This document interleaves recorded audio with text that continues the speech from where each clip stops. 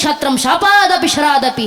ಪರಶುರಾಮರು ಹೇಳ್ತಾರೆ, ಮಸ್ತಕದಲ್ಲಿ ಚತುರ್ವೇದಗಳ ಜ್ಞಾನಗಳು ತುಂಬಿದ್ದಾವೆ, ಬೆನ್ನಿನಲ್ಲಿ ಬಾಣಗಳ ಬತ್ತಳಿಕೆಗಳು ತುಂಬಿದ್ದಾವೆ. ವೈಚಾರಿಕವಾಗಿ ಯುದ್ಧ ಮಾಡ್ಲಿಕ್ಕೆ ಬರ್ತೀರಾ, ಬನ್ನಿ. ಬ್ರಹ್ಮ ತೇಜಸ್ಸಿನಿಂದ ಎದುರಿಸ್ತೀವಿ. ನೇರ ಅಂತ ಯುದ್ಧ ಮಾಡ್ತೀರಾ, ಬನ್ನಿ. ಕ್ಷಾತ್ರ ತೇಜಸ್ಸಿನಿಂದ ಎದುರಿಸ್ತೀವಿ. ಶಾಪಾದಪಿ ಶರಾದಪಿ. ಯಾವ ರೀತಿ ಬಂದ್ರು ರಾಷ್ಟ್ರ ರಕ್ಷಣೆಗೆ, ಪರಂಪರೆ ರಕ್ಷಣೆಗೆ ನಾವು ಸಿದ್ಧ. ಇದು ಪರಶುರಾಮರು ಕೊಟ್ಟ ಆದರ್ಶ. ಇದು ಈಗ ಜೀವಂತ ಸಾಕ್ಷಿ ಆಗಬೇಕಾಗಿದೆ. ಮತ್ತು ಹೆಮ್ಮೆ ವಿಚಾರ, ಜೀವಂತ ಸಾಕ್ಷಿ ಆಗ್ತಿರೋದನ್ನ ನಾವು ನೋಡ್ತಿದ್ದೀವಿ. ನಮ್ಮ ಮೇಲೆ ನೇರ ಯುದ್ಧ ಮಾಡಲಿಕ್ಕೆ ಬಂದ್ರೆ ಯಾವ ರೀತಿ ಕ್ಷಾತ್ರ ತೇಜಸ್ಸಿನೊಂದಿಗೆ ರಾಷ್ಟ್ರ ರಕ್ಷಣೆ ಮಾಡಿಕೊಳ್ಳಬಲ್ಲೆವೋ ನಮ್ಮ ಸೈನಿಕರು ತೋರಿಸ್ಕೊಟ್ಟಿದ್ದಾರೆ. ಬಹಳ ಹಿಂದೆ ಅಲ್ಲ, ಇತ್ತೀಚೆಗಿನ ಉದಾಹರಣೆ. ದುರಾದೃಷ್ಟವಶಾತ್ ಕಾಶ್ಮೀರದ ಪೆಹಲ್ಗಾಮ್ನಲ್ಲಿ ಅಮಾಯಕ ಹಿಂದೂಗಳನ್ನು ಅಮಾನವೀಯವಾಗಿ ಕೊಲ್ಲಲಾಯಿತು. 4 ನಿಮಿಷ ಸಂತೋಷದ ಗಳಿಗೆಯನ್ನು ಸವಿಸಿಕೊಳ್ಳೋಣ ಅಂತ ಕಾಶ್ಮೀರಕ್ಕೆ ಹೋದಂತೆ ಹಿಂದೂ ಕುಟುಂಬಗಳು. ಒಬ್ಬ ಅಪರಾಧಿಯನ್ನ ನೇಣಗಂಬಕ್ಕೇರಿಸೋಕು ಮುಂಚೆ ಅವನ ಕೊನೆ ಆಸೆ ಏನು ಅಂತ ಕೇಳಲಾಗುತ್ತೆ. ಆದ್ರೆ ಕಾಶ್ಮೀರದ ಪೆಹಲ್ಗಾಮ್ನಲ್ಲಿ ತೀರ್ಕೊಂಡಂತ ಹಿಂದೂಗಳಿಗೆ ಏನಕ್ಕೆ ಸತ್ತೀವಿ ಅಂತ ಗೊತ್ತಿಲ್ಲ. ಅವ್ರಿಗೆ ಕೇಳಿದ ಕೊನೆ ಪ್ರಶ್ನೆ, ನಿನ್ನ ಧರ್ಮ ಯಾವುದು ಅಂತ. ಆ ರೀತಿ ಅಮಾನ್ಯವಾಗಿ ಕೊಲ್ಲಲ್ಪಟ್ಟಂತ ಹಿಂದೂಗಳು ಪಾಕಿಸ್ತಾನಕ್ಕೆ ಚೆನ್ನಾಗಿ ಗೊತ್ತಿತ್ತು. ಉರಿ ಸೆಕ್ಟರ್ ಮೇಲೆ ದಾಳಿಯಾದಾಗ ಭಾರತ ನಮ್ಮ ಮೇಲೆ ಸರ್ಜಿಕಲ್ ಸ್ಟ್ರೈಕ್ ಮಾಡಿದೆ. ಪುಲ್ವಾಮಾದಲ್ಲಿ ದಾಳಿಯಾದಾಗ ಭಾರತ ನಮ್ಮ ಮೇಲೆ ಏರ್ ಸ್ಟ್ರೈಕ್ ಮಾಡಿದೆ. ಇವತ್ತು ಪೆಹಲ್ಗಾಮ್ನಲ್ಲಿ ಕಾಶ್ಮೀರದಲ್ಲಿ ದಾಳಿಯಾಗಿದೆ. ಭಾರತ ಮತ್ತೆ ನಮ್ಮ ವಿರುದ್ಧ ಯುದ್ಧಕ್ಕೆ ನಿಲ್ಲುತ್ತೆ. ಪಾಕಿಸ್ತಾನಕ್ಕೆ ಸ್ಪಷ್ಟವಾಗಿ ಗೊತ್ತಿತ್ತು. ಪಾಕಿಸ್ತಾನ ಯುದ್ಧಕ್ಕೂ ಸಜ್ಜಾಗಿ ಬಂತು. ಪಾಕಿಸ್ತಾನ ಅಮೆರಿಕದಿಂದ ಫೈಟರ್ ಜೆಟ್ಗಳನ್ನು ತರಿಸ್ಕೊಳ್ತು, ಟರ್ಕಿಯಿಂದ ಸೂಸೈಡ್ ಡ್ರೋನ್ಸ್ಗಳನ್ನು ತರಿಸ್ಕೊಳ್ತು, ಸ್ವೀಡಿಷ್ ಮೇಡದಂತ AWACS ಡಿಫೆನ್ಸ್ ಸಿಸ್ಟಮ್ ಅನ್ನು ಪಾಕಿಸ್ತಾನ ತರಿಸ್ಕೊಳ್ತು. ಎಲ್ಲಾ ಶಸ್ತ್ರಾಸ್ತ್ರಗಳೊಂದಿಗೆ ಪಾಕಿಸ್ತಾನವು ಯುದ್ಧಕ್ಕೆ ಸಜ್ಜಾಗಿ ಬಂತು. ನಮ್ಮ ಭಾರತದ ಸೈನಿಕರು ರಣಾಂಗಣಕ್ಕಿಳಿದ್ರು. ಇಳಿದವರು ಕೂಡ ಸಿಂಧೂರಕ್ಕೆ ಕಳಂಕ ಬಂದಾಗ ಅದರ ರಕ್ಷಣೆಗೆ ನಾವೇ ಬರಬೇಕು ಅಂತ ಅರಿತಂತ ನಾರಿ ಶಕ್ತಿ ದಿಶಕ್ತಿಯ ತಾಯಿಂದ್ರ ಆದಂತ ವ್ಯೋಮಿಕಾ ಸಿಂಗ್, ಸೋಫಿಯಾ ಕುರೇಶ್ ಅಂತ ಹೆಣ್ಣು ಮಕ್ಕಳು ರಣಾಂಗಣಕ್ಕಿಳಿದ್ರು ಪಾಕಿಸ್ತಾನದ ವಿರುದ್ಧ ಯುದ್ಧ ಮಾಡಲಿಕ್ಕೆ, ಆಪರೇಷನ್ ಸಿಂಧೂರ ಮುಂದುವರಿಸಲಿಕ್ಕೆ.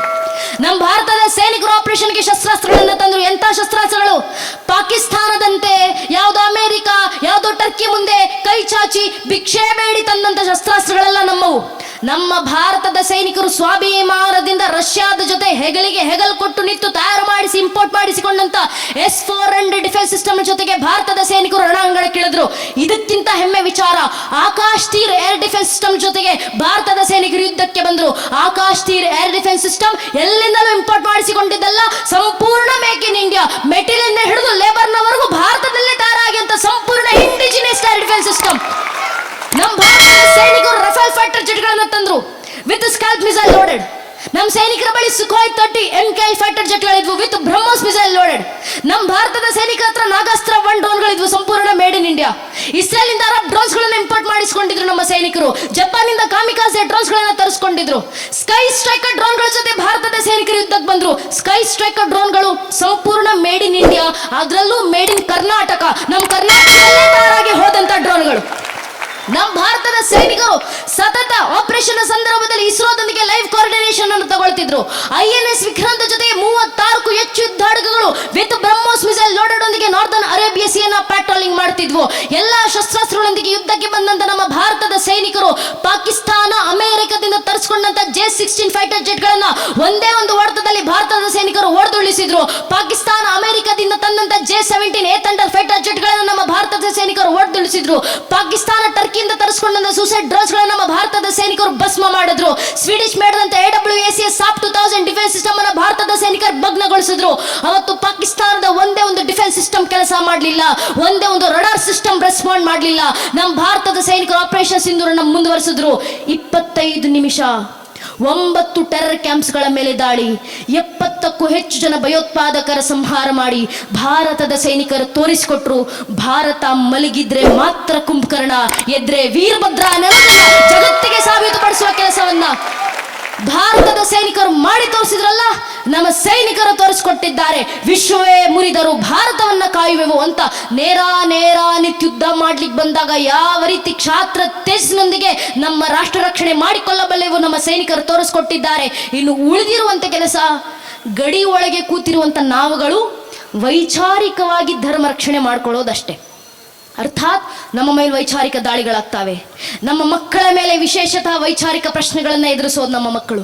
ಯಾವ ಮಟ್ಟಕ್ಕೆ ಇವತ್ತಿಗೂ ನಮ್ಮ ಬೆಂಗಳೂರಿನಂಥ ನಗರಗಳಲ್ಲಿ ಇದು ಎಲ್ಲೆಡೆ ಹಬ್ಬಿದ, ನಗರಗಳಲ್ಲೇ ಮಾತ್ರ ಅಲ್ಲ ಹಳ್ಳಿಗೂ ತಲುಪಿದೆ ಈ ಪದ್ಧತಿ. ಇವತ್ತಿಗೂ ನಮ್ಮ ಬೆಂಗಳೂರಿನ ನನ್ನ ತಂದೆ ಆಟೋ ಡ್ರೈವರ್, ನಮ್ಮಪ್ಪ ಬೆಂಗಳೂರಿನಲ್ಲಿ ರಿಕ್ಷಾ ಡ್ರೈವರ್. ನಮ್ಮಪ್ಪ ಹೇಳ್ತಾರೆ, ಆಟೋ ಓಡಿಸ್ಬೇಕಾದ್ರೆ ದಿನಾ ಬೆಳಗ್ಗೆ ಮನೆಯಿಂದ ಹಣೆಗೆ ಕುಂಕುಮ ಹಚ್ಕೊಂಡು ಆಟೋ ಹತ್ತುವಂತ ಹಿಂದೂ ಮಕ್ಕಳು ಆಟೋ ಹಿಡಿದು ಕಾಲೇಜ್ ಕ್ಯಾಂಪಸ್ ದಾಟುವ ವೇಳೆಗೆ ಹಣೆನಲ್ಲಿರುವಂತ ಕುಂಕುಮ ಅಳಿಸಿ ಆನಂತರ ಕಾಲೇಜ್ ಒಳಗೆ ಹೋಗ್ತಾರೆ. ಯಾಕೆ? Inferiority complex. That is the headspace that has been targeted in every way possible in this society.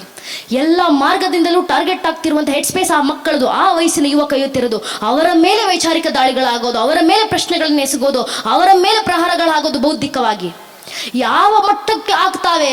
ಅನೇಕ ಹಿಂದೂಗಳ ಪ್ರಶ್ನೆ ಮಾಡ್ತೀವಲ್ಲ ನಾವು, ನಮ್ಮ ಮಕ್ಕಳಿಗೆ ಏನಕ್ಕೆ ಧರ್ಮ ಸಂಸ್ಕಾರ, ನಮ್ಮ ಮಕ್ಕಳು ಏನಕ್ಕೆ ದೇವಸ್ಥಾನಕ್ಕೆ ಬರಬೇಕು, ಮಠ ಮಂದಿರಕ್ಕೆ ಏನಕ್ಕೆ ಹೋಗಬೇಕು, ನಮ್ಮ ಮಕ್ಕಳು ಏನಕ್ಕೆ ಭಜನೆ ಹಾಡಬೇಕು, ನಮ್ಮ ಮಕ್ಕಳಿಗೆ ಏನಕ್ಕೆ ವಚನಗಳು, ದಾಸರ ಸಾಹಿತ್ಯಗಳು, ಕೀರ್ತನೆಗಳು.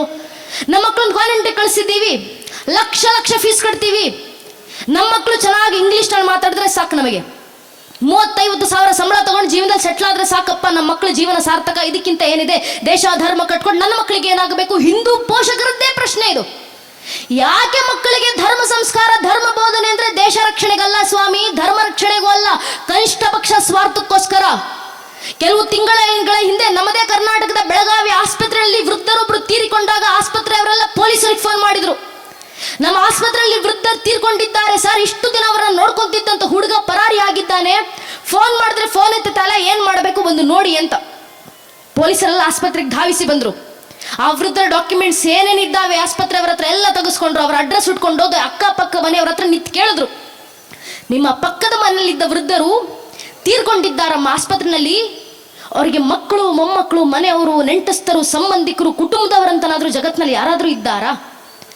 ಅಕ್ಕಪಕ್ಕದ ಮನೆಯಲ್ಲಿ ಸಹಜವಾಗಿ ಉತ್ತರ ಕೊಟ್ಟರು, ಹೌದು ಸರ್, ಅವ್ರಿಗಿಬ್ರು ಮಕ್ಕಳಿದ್ದಾರೆ, ಒಬ್ಬ ಮಗ ಅಮೆರಿಕದಲ್ಲಿದ್ದಾನೆ, ಮತ್ತೊಬ್ಬ ಮಗಳು ಕೆನಡಾದಲ್ಲಿದ್ದಾಳೆ ಸರ್.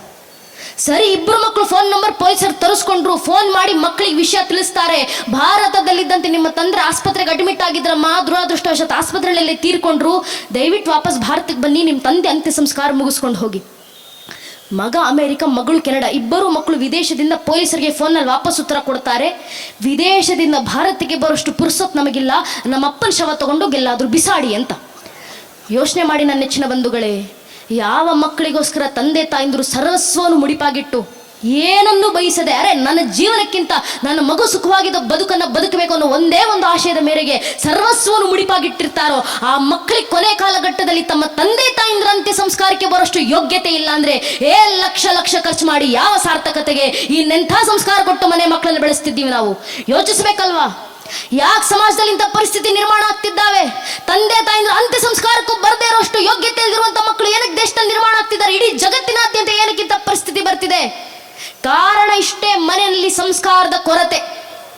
ಅದೇ ಮನೆ ಮಕ್ಕಳಿಗೆ ಶಾಲೆ ಶಿಕ್ಷಣದ ಜೊತೆಗೆ 5ನೇ ತರಗತಿಯಿಂದ ರಾಮಾಯಣ, 10ನೇ ತರಗತಿಯಿಂದ ಮಹಾಭಾರತ, 12ನೇ ತರಗತಿಯಿಂದ ಭಾಗವತ ಪುರಾಣ, ಇಡೀ ಜೀವನಕ್ಕೆ ಬೇಕಾದಷ್ಟು ಭಜನೆಗಳು, ಶರಣರ ವಚನಗಳು, ದಾಸರ ಕೀರ್ತನೆಗಳು, ವೇದೋಪನಿಷತ್ಗಳ ಮಂತ್ರಗಳು, ಕನಿಷ್ಠ ಪಕ್ಷ ಭಗವದ್ಗೀತೆ ಶ್ಲೋಕಗಳನ್ನ ಮಕ್ಕಳ ಬಾಯಿಂದ ಹೇಳಿಸಿ ಬೆಳೆಸಿ ಸಾಕು. ಆ ಮಕ್ಕಳು ತಮ್ಮ ಕೊನೆ ಉಸಿರಿರುವವರೆಗೂ ನಿಮ್ಮನ್ನ ಅಂದ್ರೆ ತಂದೆ ತಾಯಿಂದ್ರನ್ನ ದೇವರ ಸ್ಥಾನದಲ್ಲಿಟ್ಟು ನಿಮ್ಮ ಪಾದ ಪೂಜೆ ಮಾಡಿ ಸಾಕೊಳ್ತಾರೆ. ಕಾರಣ ನನ್ನ ಧರ್ಮ ಮಕ್ಕಳಿಗೆ ಹೇಳ್ಕೊಡುತ್ತೆ, ಮಾತೃದೇವೋಭವ ಪಿತೃದೇವೋಭವ ಅನ್ನೋ ಸಂಸ್ಕಾರವನ್ನ. ಇಂಥ ಸಂಸ್ಕಾರ ಸ್ವಾರ್ಥಕ್ಕೋಸ್ಕರನಾದ್ರೂ ಮಕ್ಕಳಿಗೆ ನೀಡುವಂತ ಕೆಲಸ ಹಿಂದೂ ಪೋಷಕರು ಮಾಡಬೇಕು. ಯಾವ ಮಟ್ಟಕ್ಕೆ ಆ ಮಕ್ಕಳಲ್ಲಿ ಆ ಧರ್ಮ ಸಂಸ್ಕಾರ ಬೆಳೆದಿರಬೇಕು, ಧರ್ಮ ಜ್ಞಾನದ ಸುದೆ ಹರಿತಿರಬೇಕು, ಧರ್ಮ ಜಾಗೃತಿ ಬೆಳೆದಿರಬೇಕಂದ್ರೆ ಮುಂದೊಂದು ದಿನ ನಮ್ಮ ಮಕ್ಕಳ ಮೇಲೆ ಯಾರಾದ್ರೂ ಧರ್ಮ ವಿರುದ್ಧವಾಗಿ ಪ್ರಶ್ನೆ ಮಾಡ್ಲಿಕ್ಕೆ ಬಂದ್ರೆ ಮಕ್ಕಳಿಗೆ ಕೇಳ್ತಾರೆ, ನಮ್ಮ ಮಕ್ಕಳಿಗೆ ಏನ್ ಗಣೇಶೋತ್ಸವ ಆಚರಿಸ್ತೀರಾ? ನಿಮ್ ಗಣೇಶ ಕಾಲ್ಪನಿಕ ಅಲ್ವಾ? ನಿಮ್ ಗಣೇಶನಿಗೇನು ಕಾನೆ ಮುಖ? ನಿಮ್ ಹನುಮಂತನಿಗೇನಕ್ಕೆ ಕಪಿ ಮುಖ? ನಿಮ್ ಹನುಮಂತ ಆರಾಧಿಸುವಂತ ರಾಮರು ಕಾಲ್ಪನಿಕ ಅಲ್ವಾ? ರಾಮ ಭಕ್ತ ಹನುಮಂತ ಅಂತ ಹೇಳ್ತೀರಾ, ರಾಮರು ಹುಟ್ಟಿದ್ರು ಅನ್ನೋದಕ್ಕೆ ನಿಮ್ಮ ಹತ್ರ ಏನು ಸಾಕ್ಷಿ? ನಿಮ್ಮದು ಮೂಢನಂಬಿಕೆ ಅಲ್ವಾ? ಇದೆಲ್ಲ ಕಾಲ್ಪನಿಕ ಅಲ್ವಾ ನಿಮ್ಮ ದೇವರುಗಳು? ಪ್ರಶ್ನೆ ಮಾಡ್ತಾರೆ. ದುರಾದೃಷ್ಟವಶಾತ್ ಇದು ಮುಂದೆ ಬರುವ ಪ್ರಶ್ನೆ ಅಲ್ಲ ನನ್ನ ನೆಚ್ಚಿನ ಬಂಧುಗಳೇ, ಈಗಾಗಲೇ ಹುಟ್ಕೊಂಡಿರುವಂತ ಪ್ರಶ್ನೆ. ಈ ಪ್ರಶ್ನೆ ಕೇಳೋರು ಯಾರು? ಮತ್ತೆ ಸಾಮಾನ್ಯರ? ಕೋರ್ಟ್ನಲ್ಲಿತ್ತು ಕಪಿಲ್ ಸಿಬ್ಬಲ್ ಎಂಬ ವಕೀಲರು ರಾಮ ಜನ್ಮಭೂಮಿ ಕೇಸ್ ನಡೀತಿರ್ಬೇಕಾದ್ರೆ ಪ್ರಶ್ನೆ ಮಾಡ್ತಾರೆ, ಶ್ರೀರಾಮಚಂದ್ರು ಇಲ್ಲೇ ಹುಟ್ಟಿದ್ರು ಅನ್ನೋದಕ್ಕೆ ರಾಮ ಜನ್ಮಭೂಮಿ ಪರವಾಗಿ ನಿಮ್ಮ ಹತ್ರ ಏನು ಸಾಕ್ಷಿ, ಏನ್ ಪುರಾವೆ? ಈ ಪ್ರಶ್ನೆ ಮುಂದೊಂದು ದಿನ ನಮ್ಮ ಮನೆ ಬಾಗಿಲವರೆಗೂ ಬರುತ್ತೆ. ನಮ್ಮನೆ ಮಕ್ಕಳ ಮುಂದೆ ನಿಂತು ಕೇಳ್ತಾರೆ, ರಾಮ ಮಂದಿರ ಕಟ್ಟಿದ್ದೆ ಹೇಳ್ತೀರಾ? ರಾಮರಲ್ಲಿ ಹುಟ್ಟಿದ್ರು ಅನ್ನೋದಕ್ಕೆ ನಿಮ್ಮ ಹತ್ರ ಏನು ಸಾಕ್ಷಿ? ಮೌಢ್ಯ ಬೆಳೆಯುತ್ತೆ ಮುಂದೊಂದು ದಿನ ದೇಶದಲ್ಲಿ. ಮನೆ ಮಕ್ಕಳ ಮುಂದೆ ಪ್ರಶ್ನಿಸಲಾಗುತ್ತೆ, ರಾಮರ ಅಸ್ತಿತ್ವಕ್ಕೆ ನಿಮ್ಮ ಹತ್ರ ಏನು ಸಾಕ್ಷಿ? ಆ ಪ್ರಶ್ನೆಗಳು ಬಂದಾಗ ನಮ್ಮ ಮನೆ ಮಕ್ಕಳಲ್ಲಿ ಎಷ್ಟು ಧರ್ಮ ಜಾಗೃತಿ ತುಂಬಿರಬೇಕಂದ್ರೆ ಮನೆಯ ಒಂದೊಂದು ಹಿಂದೂ ಮಗು ಎದೆ ಉಬ್ಬಿಸ್ಕೊಂಡು ಎದೆ ತಟ್ಕೊಂಡು ಹೇಳ್ಕೊಳ್ಬೇಕು, ಶ್ರೀರಾಮರ ಅಸ್ತಿತ್ವಕ್ಕೆ ಮಾತ್ರ ಅಲ್ಲಪ್ಪ, ಬೇಕಾದ್ರೆ ಇಡೀ ಶ್ರೀರಾಮಚಂದ್ರರ ವಂಶವೃಕ್ಷದ ಅಸ್ತಿತ್ವಕ್ಕೆ ನಾನು ಸಾಕ್ಷಿಯನ್ನು ಕೊಡಬಲ್ಲೆ. ನಮ್ಮ ಮಕ್ಕಳ ಬಾಯಿಂದ ಬರಬೇಕಾದಂಥ ಉತ್ತರ ಭಗವಂತನ ಕೃಪಾಶೀರ್ವಾದದಿಂದ ಮೊದಲಿಗೆ ಬಂದದ್ದು ಶ್ರೀಹರಿ.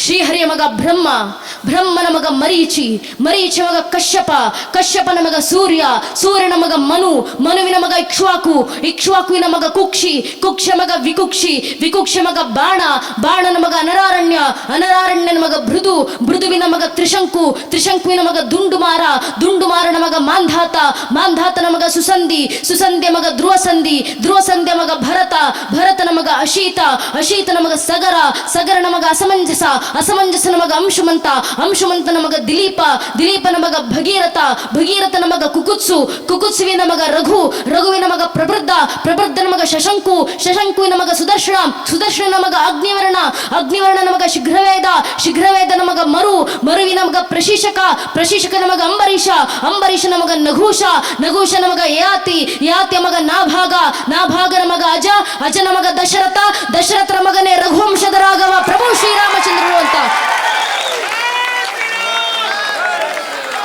ಹೇಳುವ ಮಟ್ಟಕ್ಕೆ ಮನೆ ಮನೆಯ ಒಂದೊಂದು ಹಿಂದೂ ಮಗುವಿನಲ್ಲೂ ಇಷ್ಟು ಧರ್ಮ ಜಾಗೃತಿ ನಾವು ತಂದ್ರೆ ಸಾಕು ನನ್ನ ನೆಚ್ಚಿನ ಬಂಧುಗಳೇ. ಧರ್ಮ ರಕ್ಷಣೆ ಆಯ್ತಂತರ್ಥ, ಪರಂಪರೆ ರಕ್ಷಣೆ ಆಯ್ತಂತರ್ಥ, ರಾಷ್ಟ್ರದ ಹಿರಿಮೆ ಭದ್ರಗೊಳ್ತು ಅಂತರ್ಥ. ಇದೇ ನಮ್ಮೆಲ್ಲರ ಕೆಲಸ. ಆ ಕೆಲಸಕ್ಕೆ ನಮ್ಮ ಕೈಲಾಗುವಂತ ಕೊಡುಗೆಯನ್ನು ದೇಶಕ್ಕೋಸ್ಕರ ಧರ್ಮಕ್ಕೋಸ್ಕರ ನೀಡೋಣ. ನಿಮ್ಮಿಂದ ಮಾತಾಡಿ ಧರ್ಮ ಜಾಗೃತಿ ಮಾಡ್ಲಿಕ್ಕಾಗುತ್ತಾ? ಮಾತಾಡಿ ಧರ್ಮ ಜಾಗೃತಿ ಮಾಡಿ. ಕುಟುಂಬದವರ ಮುಂದೆ, ಕನಿಷ್ಠ ಪಕ್ಷ ಮನೆ ಮಕ್ಕಳ ಮುಂದೆ, ಮನೆಯವ್ರ ಜೊತೆ ಕೂತು ಮಾತಾಡಿ ಧರ್ಮ ಜಾಗೃತಿ ಮೂಡಿಸಿ. ನಿಮ್ಮಿಂದ ಹಾಡಾಡಿ ಧರ್ಮ ಜಾಗೃತಿ ಮಾಡ್ಲಿಕ್ಕಾಗತ್ತ? ದೇಶಭಕ್ತಿ ಗೀತೆಗಳನ್ನು ಹಾಡಿ, ಭಕ್ತಿ ಗೀತೆಗಳನ್ನು ಹಾಡಿ, ಮಂತ್ರ ಶ್ಲೋಕಗಳನ್ನು ಪಠಿಸಿ, ವಚನಗಳನ್ನು ಪುಂಖಾನುಪುಂಖವಾಗಿ ಹಾಡಿ, ದಾಸರ ಕೀರ್ತನೆಗಳನ್ನು ಹಾಡಿ ಧರ್ಮ ಜಾಗೃತಿ ಮೂಡಿಸಿ. ನಿಮ್ಮಿಂದ ಬರೆದು ಜಾಗೃತಿ ಮೂಡಿಸ್ಲಿಕ್ಕಾಗುತ್ತಾ? ನೈಜ ಇತಿಹಾಸ ಬರೆದಿಟ್ಟು ಧರ್ಮ ದೇಶ ಜಾಗೃತಿ ಮೂಡಿಸಿ. ನಿಮ್ಮಿಂದ ಸಮಯ ಕೊಡ್ಲಿಕ್ಕಾಗುತ್ತಾ? ಧರ್ಮ ಕಾರ್ಯಗಳಿಗೆ ಸಮಯ ಕೊಟ್ಟು ಧರ್ಮ ಜಾಗೃತಿ ಮೂಡಿಸಿ. ಇದು ಯಾವುದೂ ಆಗ್ಲಿಲ್ವಾ? ಕನಿಷ್ಠ ಪಕ್ಷ ನಿತ್ತು ದೇಶ ಧರ್ಮದ ಪರವಾಗಿ ಒಂದು ಜೈಕಾರ ಹಾಕ್ಲಿಕ್ಕಾಗುತ್ತಾ? ದೇಶದ ಧರ್ಮದ ಪರವಾಗಿ ಒಂದು ಜೈಘೋಷ ಹಾಕಿ ಧರ್ಮ ಜಾಗೃತಿ ಮೂಡಿಸಿ. ಅದು ಆಗ್ಲಿಲ್ಲ ಅಂದ್ರೂ ಪರವಾಗಿಲ್ಲ. ಯಾರಾದ್ರೂ ನಿಂತು ದೇಶ ಧರ್ಮದ ಪರವಾಗಿ ಜೈಕಾರ ಹಾಕ್ತಿದ್ರೆ ಅವರ ಪಕ್ಕದಲ್ಲಿ ಹೋಗಿ ನಿಂತ್ಕೊಂಡು ಕೈ ಎತ್ತೋಣ ಸಾಕು. ನಾವು ದೇಶ ಧರ್ಮಕ್ಕೆ ಕೊಡುವಂತ ಕೊಡುಗೆ ಇಷ್ಟೇ. ಇಷ್ಟನ್ನ ಒಬ್ಬೊಬ್ಬ ಹಿಂದೂ ಮಾಡಿದ್ರು ಧರ್ಮ ಜಾಗೃತಿ ಆಗುತ್ತೆ. ಒಬ್ಬೊಬ್ಬ ಹಿಂದೂ. ಆ ಕೆಲಸ ನಮ್ಮೆಲ್ಲರ ಜನ್ಮ ಸಿದ್ಧ ಜವಾಬ್ದಾರಿ. ಆ ಕೆಲಸದ ಆದರ್ಶ ಕೊಡ್ಲಿಕ್ಕಂತಲೇ ಧರ್ಮ ಸಭೆಗಳನ್ನು ನಮ್ಮ ಕಾರ್ಯಕರ್ತ ಅಣ್ಣಂದಿರು ಆಯೋಜನೆ ಮಾಡೋದು. ಒಂದು ಧಾರ್ಮಿಕ ಸಭೆ ಊರದಲ್ಲಿ ಆಯೋಜನೆ ಮಾಡ್ಬೇಕಂದ್ರೆ ವಾರಗಟ್ಟಲೆ, ತಿಂಗಳಗಟ್ಟಲೆ ಮನೆ ಬಿಟ್ಟು, ಊಟ ಬಿಟ್ಟು, ನಿದ್ದೆಗೆಟ್ಟು, ಮನೆಯಲ್ಲಿ ಕೆಲಸ ಇಲ್ಲ ಅಂತಲ್ಲ, ಮನೆಯಲ್ಲಿ 108 ಕೆಲಸ ಇದ್ರು, ವೈಯಕ್ತಿಕ ಕೆಲಸ, ಆಮೇಲೆ ಮೊದಲು ಧರ್ಮದ ಕೆಲಸ, ದೇಶದ ಕೆಲಸ, ಊರಿನ ಜನರ ಜಾಗೃತಿ ಕೆಲಸ ಆಗಬೇಕಂತ ವೈಯಕ್ತಿಕ ಕೆಲಸ ಬದಿಗಿಟ್ಟು ಬಂದು ಧರ್ಮದ ಕೆಲಸ ಮಾಡ್ತಿರ್ತಾರೆ. ಆ ಕಾರ್ಯಕರ್ತ ಅಣ್ಣಂದ್ರಿಗೆ ನಾವು ಏನ್ ಗೌರವ ಸಲ್ಲಿಸ್ತೀವಲ್ಲ ನನಗೆ ಗೊತ್ತಿಲ್ಲ. ಮಧ್ಯರಾತ್ರಿ 12, 1 ಗಂಟೆ, 2 ಗಂಟೆವರೆಗೂ ಊರು ತುಂಬ ಕೇಸರಿ ಬಂಡಿಂಗ್ಸ್ ಗಳನ್ನ ಕಟ್ಕೊಂಡು ನಿಂತಿರ್ತಾರೆ ನಮ್ಮ ಕಾರ್ಯಕರ್ತ ಅಣ್ಣಂದಿರು. ಬ್ಯಾನರ್ ಗಳನ್ನ ಕಟ್ತಿರ್ತಾರೆ, ಸ್ಟೇಜ್ ರೆಡಿ ಮಾಡ್ತಿರ್ತಾರೆ. ಏನಕ್ಕೆ? ಊರಿನ ಹಿಂದೂಗಳ ಜಾಗೃತಿ ಆಗ್ಲಿ ಅಂತ. ಆ ಕಾರ್ಯಕರ್ತರಿಗೆ ನಾವು ಏನ್ ಗೌರವ ಕೊಡ್ಲಿಕ್ಕೆ ಸಾಧ್ಯ ಸ್ವಾಮಿ? ಏನಾಗ್ಲಿಲ್ಲ ಅಂದ್ರೂ ಪರವಾಗಿಲ್ಲ, ದಯವಿಟ್ಟು ಸೇರುವಂತ, ಸಾವಿರಾರು ಸಂಖ್ಯೆಯಲ್ಲಿ ಸೇರುವಂತ ಹಿಂದೂ ಬಾಂಧವರಲ್ಲಿ ಕೈ ಮುಗಿದು ವಿನಂತಿ, ದಯವಿಟ್ಟು ಕಾರ್ಯಕ್ರಮ ಮುಗಿಸ್ಕೊಂಡು ವಾಪಸ್ ಹೋಗೋಕು ಮುಂಚೆ ನಿಮ್ಮ ಸುತ್ತಮುತ್ತ ಹೆಗಲ ಮೇಲೆ ಕೇಸರಿ ಶಲ್ಯ ಕೊಂಡು ನಿಂತಿರುವಂತ ನಮ್ಮ ಕಾರ್ಯಕರ್ತ ಅಣ್ಣಂದಿರಿದ್ದಾರೆ. ದಯವಿಟ್ಟು ಆ ಕಾರ್ಯಕರ್ತ ಅಣ್ಣಂದಿರ ಹತ್ರ ಗ್ರಾಮಸ್ಥರು ಹೋಗಿ ಆ ಕಾರ್ಯಕರ್ತ ಅಣ್ಣಂದಿರ ಹೆಗಲ್ ತಟ್ಟಿ, ನಿನ್ನ ವೈಯಕ್ತಿಕ ಕೆಲಸ ಬದಿಗಿಟ್ಟು ಬಂದು ಊರಿನ ಕೆಲಸ, ಧರ್ಮದ ಕೆಲಸ, ದೇಶದ ಕೆಲಸ ಮಾಡ್ತಿದ್ಯಲ್ಲಪ್ಪ, ನಿನ್ನ ನೋಡಿದ್ರೆ ಹೆಮ್ಮೆ ಅನಿಸುತ್ತೆ ಅಂತ ಆ ಕಾರ್ಯಕರ್ತ ಅಣ್ಣಂದ್ರೆ ಹೆಗಲ್ ತಟ್ಟಿ ಶಬಾಷ್ ಅಂತ ಹೇಳಿ ಹೋಗಿ ಸಾಕು. ನಮ್ಮ ಕಾರ್ಯಕರ್ತ ಅಣ್ಣಂದ್ರಿಗೆ ನಾವು ಕೊಡುವ ಗೌರವ ಇದೆ. ಶಾಸ್ತ್ರದ ಮಾತು, ಧರ್ಮೋ ರಕ್ಷತಿ ರಕ್ಷಿತಃ.